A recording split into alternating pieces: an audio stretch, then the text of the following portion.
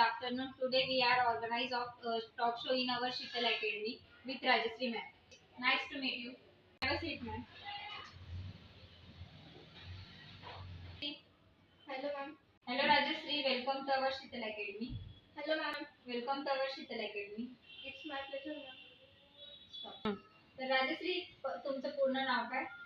माझं पूर्ण नाव राजश्री प्रकाश पाटील.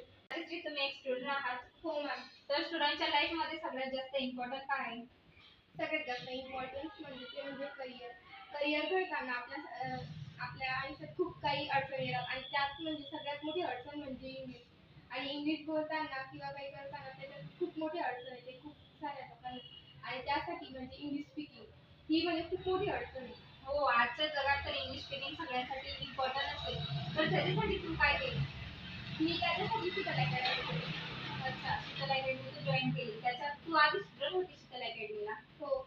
जसे की तुम्ही सांगितलं की तुम्ही एक स्टुडंट आहात होते शीतल अकॅडमी मध्ये, तर तुम्ही तुमच्या लाईफ मधला असा प्रसंग सांगू शकता का ज्याच्यामुळे तुम्हाला इंग्लिश स्पीकिंग किंवा इंग्लिश शीतल अकॅडमी मध्ये तुम्हाला ऍडमिशन घ्यावं लागलं?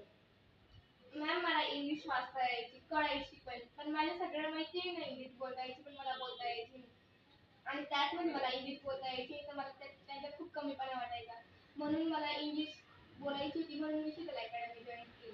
व इंग्लिश बोलणं हे इंग्लिश वाचणं हे महत्त्वाचं नसतं तर ते कळायला पण पाहिजे हे खूप महत्त्वाचं असतं.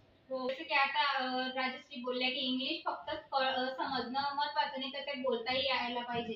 कारण व्यक्तीला जेव्हा इंग्लिश आपल्याला भाषा जमते, पण ती भाषा आपल्याला बोलता यायला पाहिजे, एक्सप्लेन करता यायला पाहिजे, त्याच्यासाठी तुम्ही प्रयत्न केला, असं तुमचं मत आहे. तुझी शीतल अकॅडमी मधली जर्नी कशी राहिली?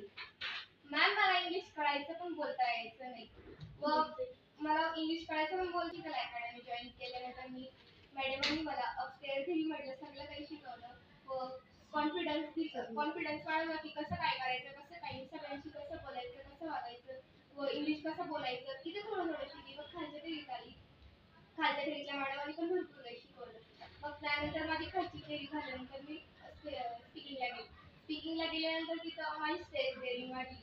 तिथं सगळं काही खूप छान झालं. तिथं म्हणजे ना सब्जेक्ट प्रेझेंट करायचं. सब्जेक्ट प्रेझेंट केल्याने आपला स्टेज स्टेज डेअरिंग वाढते. त्यामुळे मला शीतल अकॅडमी खूप सारे मोठे मोठे अनुभव आले. तिथून मला खूप काही शिकायला मिळाले. शिकणं हेच महत्त्वाचं नसतं. इंग्लिश शिकणं हेच काही महत्त्वाचं नसतं. ते बोलणं सुद्धा महत्त्वाचं असतं. पण ते कळणं सुद्धा खूप महत्त्वाचं असतं. हो, बरोबर. म्हणजे तुम्हाला इंग्लिश स्पीकिंगचा कॉन्फिडन्स आला. हो. आणि तुझ्या पुढच्या आयुष्यासाठी तुला खूप खूप शुभेच्छा.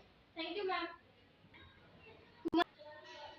तुम्हाला अशीच इंग्लिशवर स्टेज डेअरिंग वाढवायची असेल तर लवकरात लवकर शीतल अकॅडमी जॉईन करा. शीतल अकॅडमी लवकरच डिसेंबरची ऑफर घेऊन येत आहे. ऑफर